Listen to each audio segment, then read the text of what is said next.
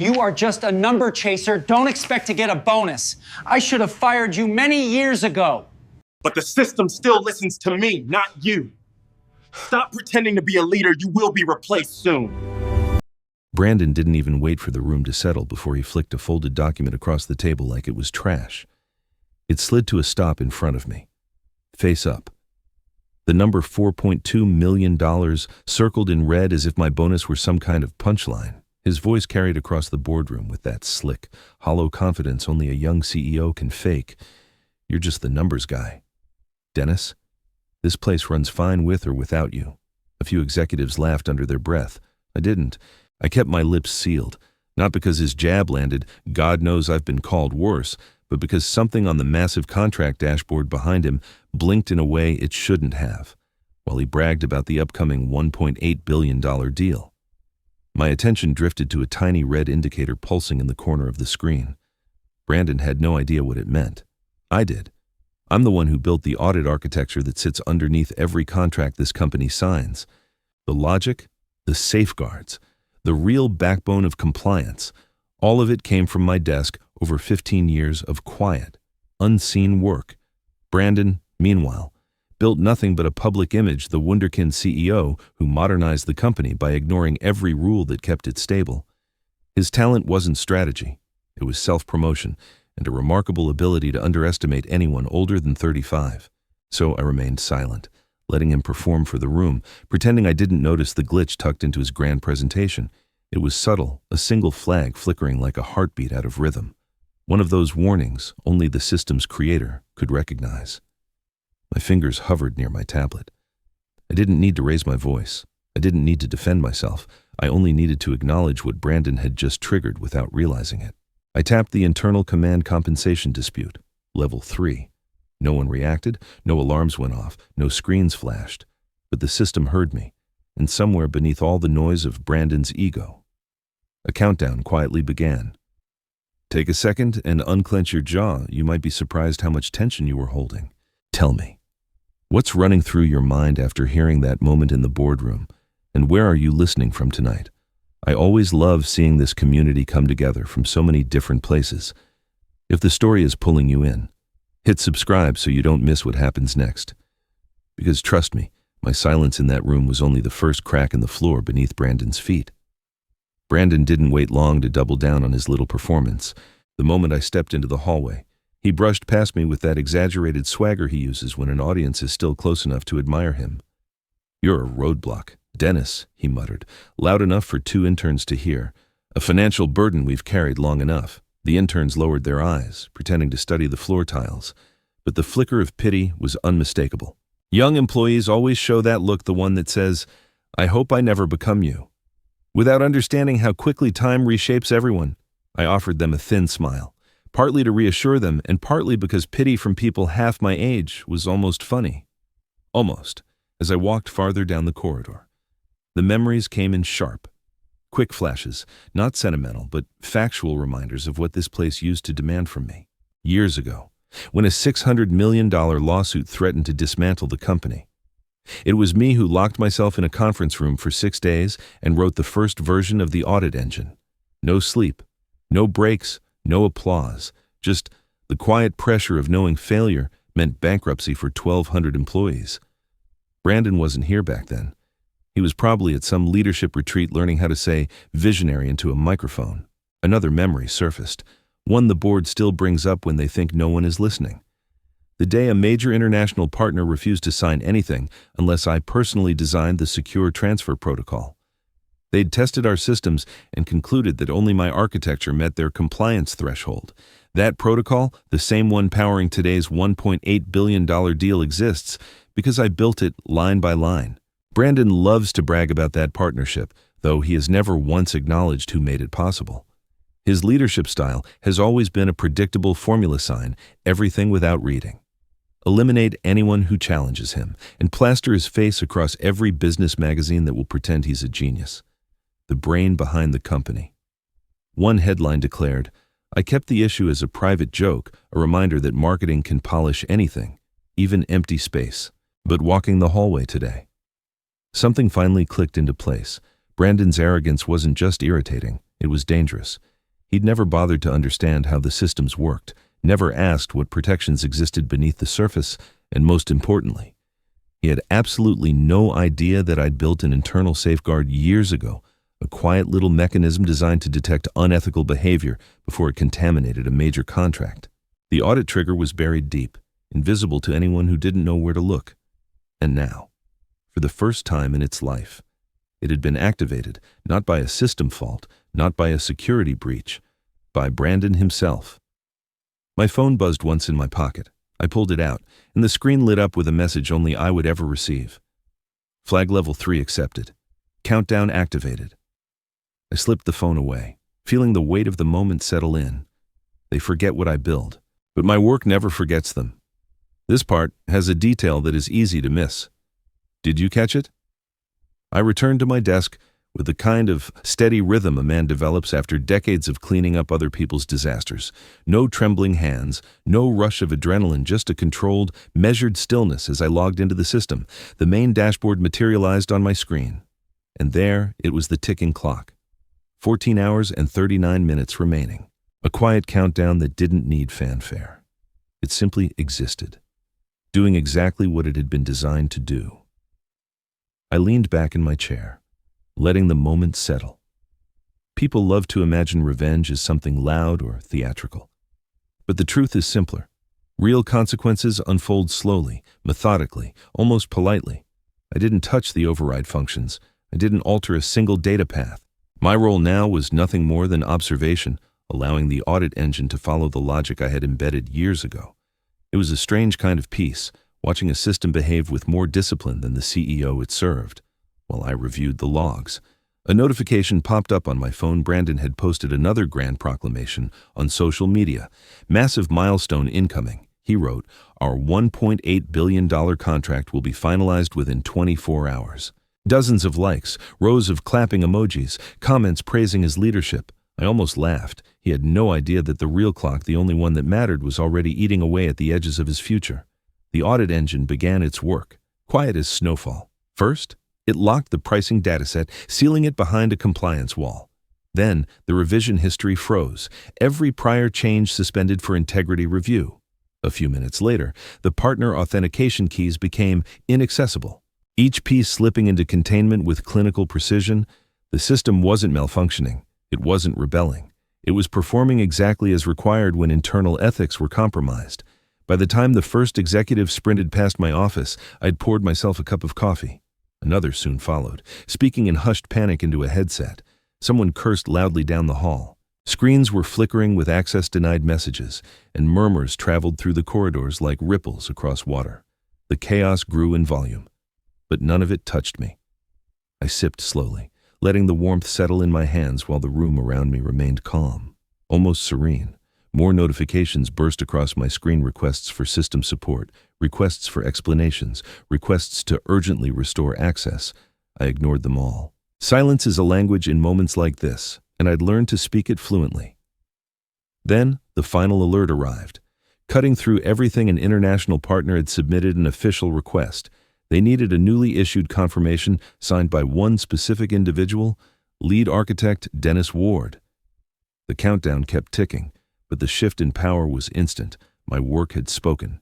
And now, so did the world outside Brandon's control. If you understand the true meaning of this passage, please comment one sentence. The first sign that the countdown was doing its job came in the form of Brandon's voice echoing down the hallway, sharp, frantic, cracking in places he normally covered with bravado. By the time he stormed into the operations wing, he had abandoned the calm, camera-ready smile he wore online.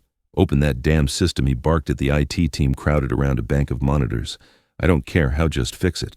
I took my time approaching, mostly because watching him sweat was an unexpected perk to my morning. One of the IT analysts, a quiet guy who usually avoided conflict at all costs, spoke up without turning from his screen. "Sir, only the systems architect can perform an override." His tone was neutral, but the implication hit the room like a cold wind. Brandon's face drained of color. Who, he demanded, even though he already knew the answer. The analyst finally turned toward him. "Dennis Ward." Brandon pivoted toward me so quickly he nearly tripped over a power cable. "You," he hissed, as if I'd been caught committing a crime. "Get over here and unlock this mess." I let the request hang in the air a moment longer than necessary, savoring the way silence made him twitch. "Unlock it," I repeated, raising an eyebrow. "Brandon, you've made it very clear I'm not essential. Remember a burden. A cost." I shrugged lightly. "I wouldn't want to interfere with your leadership." He stepped closer, voice dropping into a low threat. "If you don't fix this, I swear I will what I cut in." Still calm. "Fire me again. Strip a bonus you already refused, Brandon. I'm not involved in this project anymore." I gestured toward the locked screens. "This is your show. I'm just watching." His jaw clenched so tightly I could hear the faint grind of teeth. Before he could unload whatever threat he was crafting, the system emitted a soft tone, a notification only a few of us recognized. The audit engine had just entered integrity hold, the strictest form of data lockdown. Every screen in the room dimmed, replaced by a message confirming the freeze. Brandon stared at it like it had betrayed him personally. He tried again to shout orders, but the team ignored him as they scrambled to interpret the hold report. None of them had the credentials to lift it. Only the architect could, and the architect had no intention of doing so. Then my phone lit up in my hand, a number I recognized but rarely heard from the International Partners Legal Division. "Mr. Ward," the attorney said without greeting. "Why has the contract package not been verified? We were told only you can confirm data integrity." The room fell silent at the sound of my name spoken with that level of authority. And just like that, Brandon learned something the partners had understood far earlier. They trusted the system. They trusted the architect. They did not trust him. The first ripple reached the executive floor, less than an hour after the integrity hold locked in. I could tell by the sudden hush that fell over the hallway, the kind that happens when people read something they wish they hadn't. A pair of directors hurried past me, eyes wide, holding their tablets as if they might explode. Moments later, a notification appeared on my own screen. The international partner had escalated the issue. Their message was painfully direct, without verification, from Mr. Dennis Ward. "We cannot sign any document related to this contract." No apology. No diplomatic cushioning, just a clear line drawn in the sand. And the board felt the tremor instantly, from where I stood near the glass wall outside the conference room. I watched them pile into their emergency meeting. Brandon arrived last, practically jogging, his face twisted into a smile that fooled no one. The door didn't fully shut before voices rose inside. A director's tone cut through the muffled noise. "Why would the partners require him specifically?" Another chimed in. "And why weren't we informed that verification authority was tied to a single individual?" There was a pause, then Brandon's voice, shaky but trying to hold form. It's a legacy system issue. He exaggerated his own importance years ago." I felt my jaw tighten, though not from anger. The tension was almost enjoyable in its predictability. They were following the exact script I knew they would. Then came the question that finally cornered him. "Brandon," one board member asked, "why did you refuse the bonus of the person responsible for the most sensitive system in the company?" Silence, pure and heavy. Even through the glass, I felt it settle like dust. I angled myself slightly to see better. Brandon's mouth opened, shut, then opened again, fumbling for an excuse that just wouldn't form. The board stared at him the way surgeons study an X-ray, searching for the part that's fractured. I stayed outside, leaning against the wall, watching the show unfold through the transparent barrier. There was something poetic about me on the outside, calm and overlooked, while the man who dismissed me as non-essential drowned in questions he couldn't answer. It was funny in a bitter way. Chua chat. Yes, but still funny. One director finally gestured toward the hallway, clearly referencing me. Another shook his head in disbelief. The meeting stretched longer, voices rising and falling like an argument with gravity. Every minute they spent inside meant more data remained locked, more pressure built on Brandon's shoulders, and more damage to his illusion of control. Then my phone buzzed quietly. A text, short, discreet, unmistakably deliberate, from one of the senior board members. "Would you be willing to step back in after this meeting? We need you." I exhaled slowly, letting the tension settle into something sharper, something earned. The countdown was still ticking, but Brandon's time had already run out. There was something in the back that no one expected. The boardroom lights were still warm from the earlier confrontation when the notification popped up on every director's tablet. The international partner had scheduled an emergency video call. No explanation, no agenda, just a link and a time. That alone was enough to send another wave of tension through the floor. By the time the conference monitor flickered to life, the room had gathered around it like witnesses waiting for a verdict. Predictably. Brandon rushed to the front before anyone else could speak. He straightened his tie twice, forced a smile that didn't match his eyes, and launched directly into a rambling explanation. "There's been a minor systems issue," he said. "Nothing serious. Our team is already resolving." A voice from the screen cut him off, calm and clipped. "We would like to speak directly with Mr. Ward." The silence that followed was almost physical. Brandon froze, turning toward me with an expression that didn't know whether to flare or collapse. One of the directors gestured for me to step forward. And I did, no hurry, no hesitation. When I appeared on camera, my voice came out steady. "Good afternoon. Before we proceed, I need to clarify one point. Under compliance standards, I cannot verify contract data while there is an active internal dispute regarding my labor rights." The lead negotiator nodded immediately. "That is entirely correct. We appreciate your transparency." "Mr. Ward." Their response landed harder than anything I could have said myself. Brandon's jaw tightened, his fists curled against the table. He tried to wedge himself back into the conversation. "This so-called dispute," he snapped, "is an exaggeration. We are handling it internally, and it should not affect." But the partner representatives didn't even glance in his direction. They looked at me, only me, as if he weren't in the room at all. "If verification authority rests solely with Mr. Ward," one of them said, "then any unresolved issue affecting his capacity to review documentation is a direct risk to the integrity of the contract." Another leaned forward. "And we do not proceed with billion-dollar agreements under compromised conditions," Brandon sputtered, his voice cracking with disbelief. "You can't seriously be waiting on him." "We are not waiting," the negotiator corrected him. "We are protecting our investment." The shift was unmistakable. The weight of the conversation had moved entirely into my hands. Not by force, not by strategy, simply by truth. The system had spoken, and they trusted the system's architect. Then came the declaration that sealed the moment. "For clarity," the partner representative said, "we will postpone final signing until Mr. Dennis Ward is formally reinstated as the technical authority of record. We require him to be the designated lead for all future verification." A director inhaled sharply. Brandon went pale, and for the first time in this entire ordeal, I felt the full measure of my power settle back where it had always belonged. The moment the partner ended the call, the system responded like it had been waiting for its cue. The audit engine triggered its highest safeguard, deadlock protection, a state so restrictive that even I couldn't bypass it without a full compliance reset.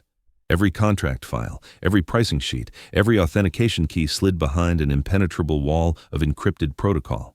Without my signature, nothing could move forward, not a single byte. I watched the reaction ripple outward. Brandon's face drained, then flushed a violent red, and finally twisted into something feral. He lunged toward the nearest workstation as if he could physically force the data to obey. When that failed, he spun on the employees around him, shouting orders so incoherent they barely resembled language. "Fix it. Now. Do you hear me? This is your job." Several employees recoiled. One woman actually flinched when he slammed his fist on her desk. The rest exchanged exhausted, bitter looks, the kind people wear when their fear finally gives way to disgust. His meltdown didn't inspire urgency. It inspired contempt, and it only got worse for him. The directors stepped out of the boardroom one by one, each wearing the exact same expression, suspicion edged with disappointment. They'd finally realized the truth, that the man leading their company had no understanding of the system holding their billion-dollar future. One director turned to Brandon. "Explain how the verification authority works," he said. Brandon stammered. It's a standard protocol." A second director cut in sharply. "Then why does the system classify Mr. Ward as the only permitted signatory?" Brandon opened his mouth and closed it again, like a fish pulled from water. No explanation, no strategy. Not even a lie ready to deploy. In that moment, he looked smaller than I'd ever seen him. Meanwhile, I remained stationed by the wall, hands in my pockets, posture relaxed. I answered questions when they were directed at me and stayed silent otherwise. My calm demeanor only escalated Brandon's panic. Every time our eyes met, his anger flared hotter. He couldn't stand the way I wasn't reacting, how I wasn't sweating like he was. "You think you're better than me, Ward," he spat at one point. I shrugged lightly. "No, I just think I read the manuals." A few employees smothered laughs. Brandon nearly exploded, but even that wasn't the worst blow he'd faced today. Minutes later, someone shouted from the far end of the room, "We've got a leak." A file had surfaced on the internal network anonymous upload, time-stamped, undeniable. The contents were damning 12 contract documents approved by Brandon without review, each missing required compliance notes, several containing outright discrepancies. Violations of fiduciary duty spelled out in digital ink. A hush dropped over the entire floor. Directors stared at him like he was a liability made flesh, and in that heavy silence, everyone finally understood Brandon Hale wasn't just incompetent, he was the danger they'd ignored for far too long. The floor was still buzzing with shock when the board summoned every senior leader back into the executive conference room. There was no pretense of calm anymore. The urgency hung in the air like a storm warning. Brandon tried to follow them in, but a director blocked the doorway with a firm hand to his chest. "Wait outside," she said, and the way her voice hardened on the last word told everyone exactly how the hierarchy had shifted. I stood a few feet away, leaning against the wall as the board filed inside. A handful of executives looked at me the way people look at an anchor during a shipwreck, quietly relieved to know one solid thing still existed in the chaos. When the door closed, the hallway fell into a tense, expectant silence. It didn't last. The raised voices began almost immediately. Someone slammed a folder down. Another demanded clarification about the leaked documents. Brandon paced tight circles in front of the glass wall, rubbing his temples, muttering. This is blown way out of proportion, even though the panic in his eyes betrayed him. Then the company's general counsel entered the hallway, expression grim, report in hand. "Everyone inside," she instructed, her voice cutting through the air. Brandon surged forward, ready to reclaim authority he no longer possessed, but the counsel didn't even glance at him. "Not you," she said sharply. "You'll be addressed afterward." I watched his face collapse a little at that. The satisfaction was subtle but rich, like watching the final gear slip out of place in a machine he'd pretended to understand. Inside the room, the counsel took her place at the head of the table and opened the report. Her tone was cold, precise, surgical. After reviewing the documents, it is clear that Mr. Hale has violated multiple governance regulations. She continued reading, each line cutting deeper. Approval of inaccurate materials, failure to conduct due diligence, exposure of the company to potential losses totaling $1.8 billion. And then, the final blow. Intentional concealment of an internal compensation dispute involving a $4.2 million bonus owed to a key technical authority. This act constitutes grounds for legal action. A few directors lowered their heads, others shook them slowly, stunned by how thoroughly Brandon had doomed himself. Brandon exploded. "This is political. This is sabotage." He jabbed a finger toward the glass. "Where I stood in plain view, he's manipulating this entire thing." But no one looked at me. They looked at him wild-eyed, unraveling, guilty. The chairwoman raised her hand. "Enough." The room fell still. "Effective immediately," she said. "Brandon Hale is suspended from all duties pending further investigation." He froze, breathing in sharp, shallow bursts, like the air had suddenly betrayed him too. Then the chairwoman turned to me. "And until this matter is resolved," she continued, "Mr. Ward will temporarily represent the company in all communications with our international partner." The shift was absolute. Brandon had been removed from the game, and I had just been handed the board. Stepping into the negotiation chamber felt different this time, lighter somehow, as if the air itself recognized the shift in authority. The directors sat behind me, arranged in a tidy row like students waiting for exam results. But everyone knew they weren't the ones being graded. I was, and so was the company. The partners' delegation appeared on the wall-sized monitor, their expressions calm, measured, unmistakably serious. This wasn't a courtesy call. This was a reckoning. As the meeting began, I introduced our restructured negotiation team. Brandon's absence wasn't mentioned. It didn't need to be. The partners already knew who still mattered and who didn't. The lead negotiator cleared his throat and spoke with a directness that cut through every layer of corporate politeness. "We will proceed under new conditions," he said. "No buildup, no hesitation. A ripple of tension tightened the air behind me. He continued, "Our agreement will be executed only with Mr. Ward's technical leadership. We want his team, not the company's current operational structure." The room behind me froze, even without looking. I felt the shock locking every spine in place. One director inhaled sharply. Another set down her pen as if it had suddenly become too heavy. Their silence said everything they had expected me to rescue the contract, not become the condition for it. I let the weight of the moment settle before responding. "I appreciate your confidence," I said, steady and controlled. "But before I sign anything, we need to address an internal matter."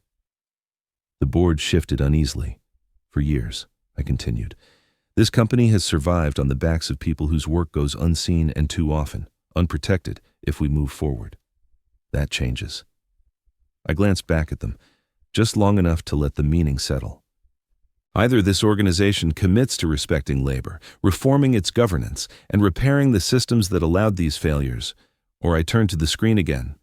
I will sign with you directly as an independent provider." The threat wasn't loud.